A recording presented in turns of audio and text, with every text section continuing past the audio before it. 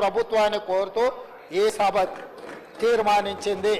అందరు సభ్యులందరూ కూడా ఏకగ్రీవంగా ఈ తీర్మానాన్ని ఆమోదించవలసిందిగా కోరుతున్నాను అధ్యక్ష. తమరి అనుమతితో. Resolution moved.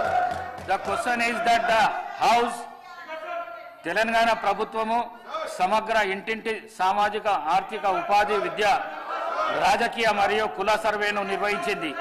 ఈ సర్వే రాష్ట్రంలోని వివిధ కులాల సామాజిక ఆర్థిక విద్య ఉపాధి మరియు రాజకీయ స్థితిగతులను వెలుగులోకి తెచ్చింది. తెలంగాణ ప్రభుత్వం వెనుకబడిన తరగతులు బీసీ, షెడ్యూల్డ్ కులాలు, ఎస్సీ, షెడ్యూల్ తెగలు, ఎస్టీ మరియు రాష్ట్రంలోని ఇతర బలహీన వర్గాల అభివృద్ధికి కట్టుబడి ఉంది.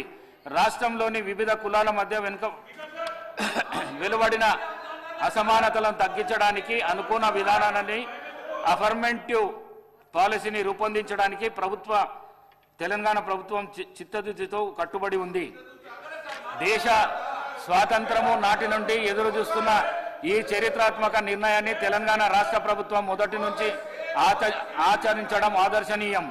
దేశంలోని వివిధ కులాల సంబంధిత స్థితిగతులను అర్థం చేసుకోవడానికి తెలంగాణలో నిర్వహించిన విధంగానే దేశవ్యాప్తంగా ఇంటింటి సామాజిక ఆర్థిక ఉపాధి విద్య రాజకీయ మరియు కుల సర్వేను నిర్వహించాలని కేంద్ర ప్రభుత్వాన్ని కోరుతూ సభ తీర్మానించబడింది.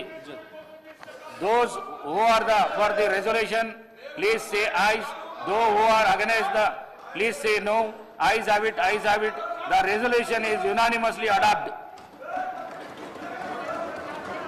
తెలంగాణ రాష్ట్రంలో షెడ్యూల్ కులాలలోని ప్రత్యేక వర్గాల ఉపవర్గీకరణ